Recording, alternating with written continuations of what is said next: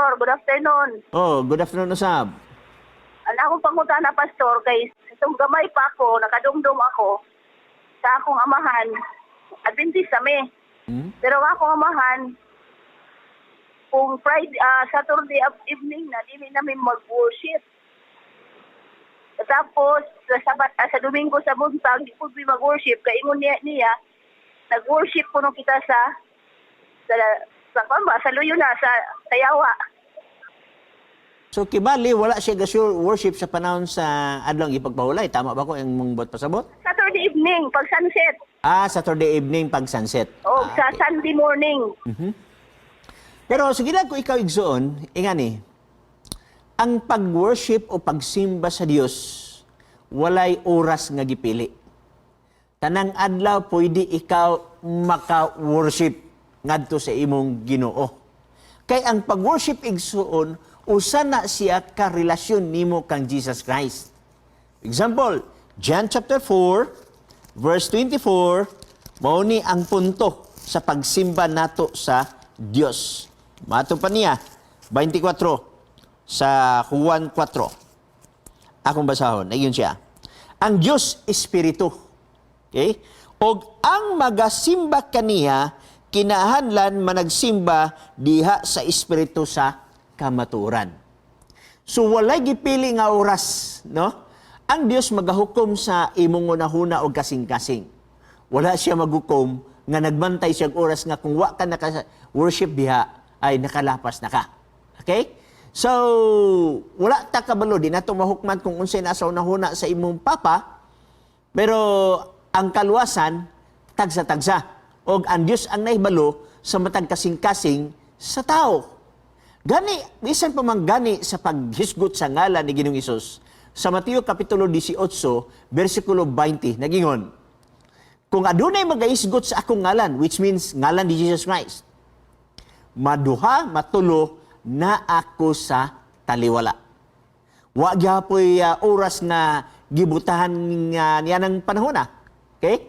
Pero kita ng mga Adventista, kini nga bersikulo, ako man gibasa tong yagi na tong episode, so Josue 1:8, kita nga mga Adventista atong gisunod usab ang mga gisuggest dinis bala ang kasulatan. Nga ikaw mamalandong sa pulong sa Ginoo sa adlaw og sa gabii. Depende sa imo kung unsa nga oras nga mga pamaagi. Okay? Follow up, Igson. Kay Pastor, ang ingon niya, mag-iyayahay na lang may ugampo. Dili lang may mag-family worship ba, nga magkanta, mag-study sa kwan. Mag-iyayahay na lang may daw kuno mag-ampo. Ang ingon niya. Tama magyapon na siya, mag-iyahay og ampo. Kay ang iyating konsepto ana, gikan naman ta nagsimba sa tibok adlong ipagpahulay, gikan sa alas 8 ngadto sa alas 11:30 unya balik paghapon sa iway. So ang iyang konsepto puno na kayo ta sa mga espirituhanong butang niya ng adlaw. So niya ng gabi na mo declare siya nga individual na ang pag-worship. Walay problema na. Kaya nga naman, na magyapon ang worship, iya lang giingon nga individual lang ta. Kaya nga naman, mismo magani sa atong simbahan na ay special prayer, labi na sa Miyerkules, pwede sad ta mag-ampo sa mga request prayer sa pastoral. O pwede sad sa bisag unsang adlaw. Nagagdepende sa imong programa. Wala man mag-ingon imong papa nga di na ta worship sa Ginoo. Ang imong papa nag-ingon lang nga individual ang atong worship. Maayo gyapon na siya. Kaya nga naman, gitagaan og panahon ang matag usa kanato o kaninyo nga mamalandong sa pulong sa Ginoo niya ng kagabi na. Ang importante igsuon, maayo ang imong relasyon ngadto kang Jesus Christ. Kaya ang pagpakigrelasyon kang Jesus Christ, mauman ang pagpakigsuod kaniya. Og ang pag-ampo og ang worship mao ang pagpakig-istorya diha kaniya. So makigistorya ka, pinaagi sa imong pag-worship og pag-ampo, makigrelasyon ka, pinaagi sa imong paglakaw, ganiin, makita si Kristo diha sa imong hunahuna og kasing-kasing, samtang ikaw magalakaw nini nga kalibutan. Okay? Follow me, Zon, kung napapakay pangutana. Pastor, okay na.